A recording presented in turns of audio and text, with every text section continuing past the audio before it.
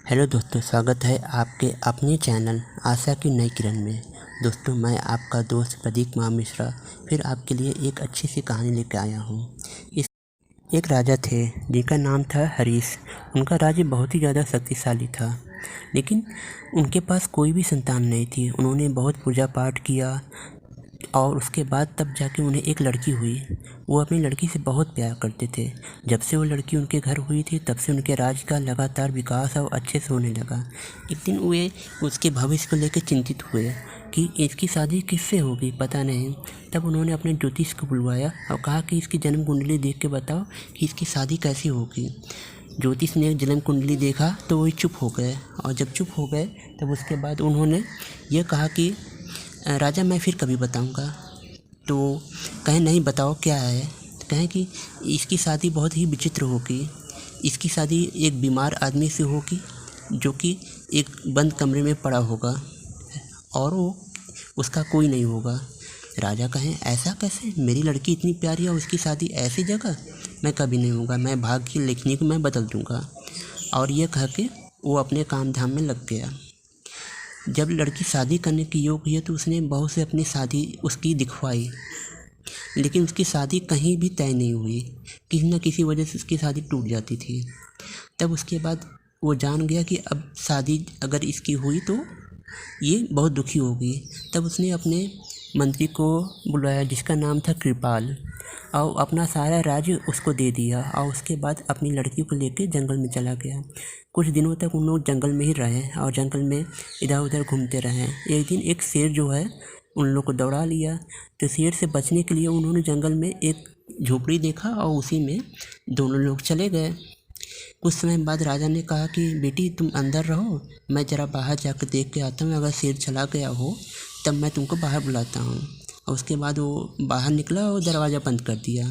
बाहर आने पर देखा तो शेर तो चला गया था, लेकिन उसके बाद जब उस घर का दरवाज़ा लगा खोलने, लेकिन दरवाज़ा खुला ही नहीं। कहा बेटी तुम भी ज़रा कोशिश करो। वो भी बहुत कोशिश की, दोनों लोग की कोशिश करने पे दरवाज़ा नहीं खुला। कहें बेटी अंदर कमरे में क्या तुमको दिख रहा है। कहें पिताजी यहाँ पे तो बस एक आदमी है जिसके शरीर पे बहुत ढेर सारे सुइयाँ चुई हुई हैं और वो सो रहा है। तो उन्होंने कहा कि अब बेटा मैं तुम्हारे भाग्य से बचाने के लिए तुमको लेकर राजमहल से जंगल आया, जंगल से शेर से बचाया, लेकिन मैं तुम्हारा भाग्य नहीं बदल पाया बेटा। अब यही लग रहा है तुम्हारा भाग्य है कि तुम उसकी सेवा करो और यही तुम्हारा पति होगा। उसके बाद उसके जो पिता थे बहुत दुखी मन से होकर वहाँ से चले गए, और राजकुमारी जो थी वो अपना भाग्य मान के उसका सेवा करने लगी। डेली रोज़ जो है उसके शरीर से सुई निकालना, दवा लगाना, उसको जो है जूस पिलाना, सारा काम करती थी। एक दिन क्या हुआ, उसने शरीर की धीरे धीरे उसके शरीर से जितनी भी सुइयाँ थी सब निकाल दी। जब उसके आँखों की बस सुई बची थी तब वो बाहर गई। उसके यहाँ जो है कि रोज़ सब लोग सब्जी और फल देने के लिए एक औरत आती थी, लेकिन उस दिन वो जो है पानी भरने जल्दी चली गई। जब वो जल्दी चली गई तो उसके बाद वो सब्जी देने आई, देखी कमरे में कोई नहीं था, बस वही एक आदमी लेटा हुआ था। तो उसने क्या किया कि उसकी आँख की सुई निकाली। जैसी सुई निकाली, जो माया की वजह से वो आदमी सोया हुआ था वो जग गया। कहा किसने मेरा इलाज किया, किसने मुझे ठीक किया। तो सब्जी वाले ने कहा मैंने ही तो तुम्हारा इलाज किया, तुम्हें ठीक किया है, और कौन तुम्हारा इलाज करेगा। इतने में राजकुमारी आई तो वो भी यही बात कही, लेकिन कही सब्जी वाली कही मैंने किया है, ये तो झूठ है बोल रही है, और ये तो मेरी दासी है, मेरे साथ में बस काम करती है। तो राजकुमार ने उसकी बात, सब्जी वाले की बात मानी और राजकुमारी की बात नहीं मानी, और उसने जो है कि सब्जी वाले से शादी कर लिया और उसके साथ में रहने लगा अपने। और वो एक राजकुमार था, वो एक जादू के श्राप की वजह से वो उसके शरीर में हज़ारों सुइयाँ चुभी हुई थी और एक झोपड़ी में उसको बंद कर दिया गया था। राजकुमारी ने सारी सुई निकाल के उसके सारे जादू को ख़त्म कर दिया और फिर से वो अपने राजमहल में चला गया। जब राजमहल में चला गया तो जो है सब्जी वाली को अपनी रानी बनाया था और राजकुमारी को उसकी दासी। फिर ऐसे एक दिन क्या हुआ, राजकुमार जो है कुछ बोलते नहीं थे, लेकिन एक बार उनसे कहे कि मैं जा रहा हूँ, अपने दासी से पूछ लो कुछ चाहिए। तो उसकी रानी ने अपनी दासी से पूछा तो कहें कि मेरे पास तो ऐसे सब कुछ है, अगर कुछ लाना है तो एक काठ का गुड्डा ले आ दीजिए। तो काठ का गुड्डा आया, उस काठ के गुड्डे से जो है राजकुमारी रोज़ रात को बात करती थी। कहती थी, राजकुमारी से लड़की बनी, लड़की से बनी दासी, बताओ कितने दिन। तो गुड्डा बोलता था, रानी धीरज रखो, और चुप हो जाता था। ऐसे ही कई रातों तक वो दोनों लोग बात करते रहे।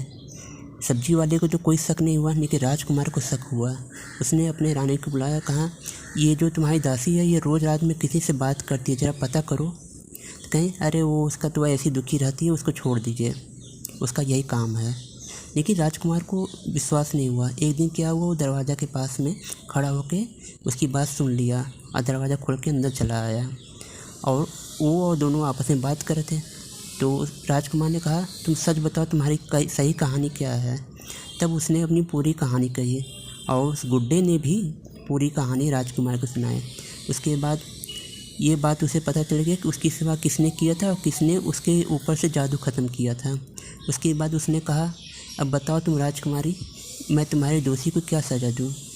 कहें, आपको अगर खुश हैं तो आप मुझे इतना बस आप अपनी रानी बना लीजिए, और इसको जो है कि इसके जितना मुझे दर्द दिया है उतना ही दर्द बस इसे दे दीजिए। कहें, कैसे देना है। कहें, इसको बस ज़मीन में गड़वा दीजिए। उसके बाद राजकुमार ने उस सब्जी वाले को ज़मीन में गड़वा दिया और उसे छोटे छोटे कीड़े खा के ख़त्म कर डाले, और वो मर गई।